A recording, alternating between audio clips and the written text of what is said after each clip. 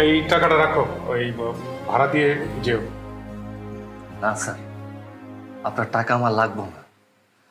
একটা গল্প বলি, সত্য গল্প। আপনি জানেন, আমার বড় ভাই, তারে আমার মা বাবা তাদের জায়গা জমি ভিটা বাড়ি সব বন্ধক রেখা পড়াশোনা করেছে। আজকে সে অনেক বড় অফিসার হয়েছে, কিন্তু সে আমার মা বাবারে ভুলে গেছে, তাদেরকে অস্বীকার করে। সে এখন তাদেরকে চিনে না। আর যে টাকা পয়সা আমার মা বাবা ঋণ করছে, তার দায়ে আমার জায়গা সম্পত্তি এমনকি ভিটা বাড়িটাও দখল হয়ে যাইতেছে, সেটা আমরা রাখতে পারতেছি না। আর এটা দখল হয়ে গেলে আমার মা বাবা কই থাকবো, কি করব, কিছু জানি না। হয়তো রাস্তায় রাস্তায় থাকবো। আমার ভাইয়ের যে থেকে আমার মা বাবার এত কিছু জানার পর কিছু আসে যায় নাই। টাকা পয়সা দিয়ে আমি কি করব?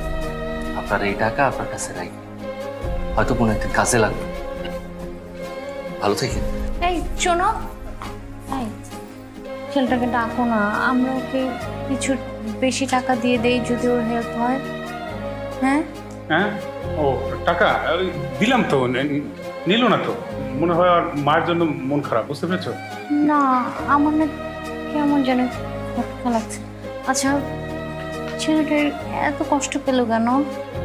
ওই যে মা অসুস্থ, তাই এগুলো নিয়ে মন খারাপ করো না তো।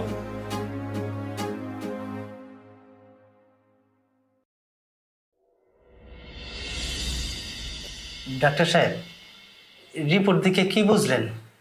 আমার স্ত্রীর কি হয়েছে? আসলে আপনারা আসতে অনেক দেরি করে ফেলছেন। আপনার স্ত্রীর কিডনিতে প্রবলেম দেখা দিয়েছে। কিডনির সমস্যা? ডাক্তার সাহেব, আমি কি বাঁচুন?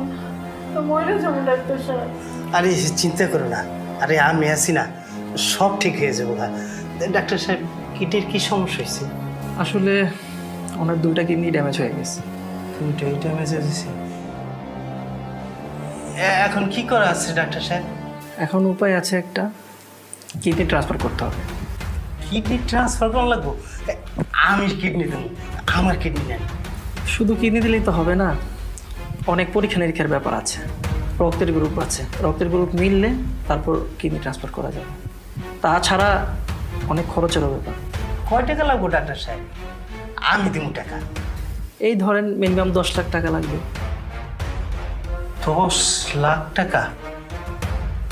এত টাকা তো ডাক্তার সাহেব আমার কাছে নাই। দেখেন, টাকার ব্যবস্থা যদি না করেন তাহলে তো অপারেশন করা যাবে না। যে করেই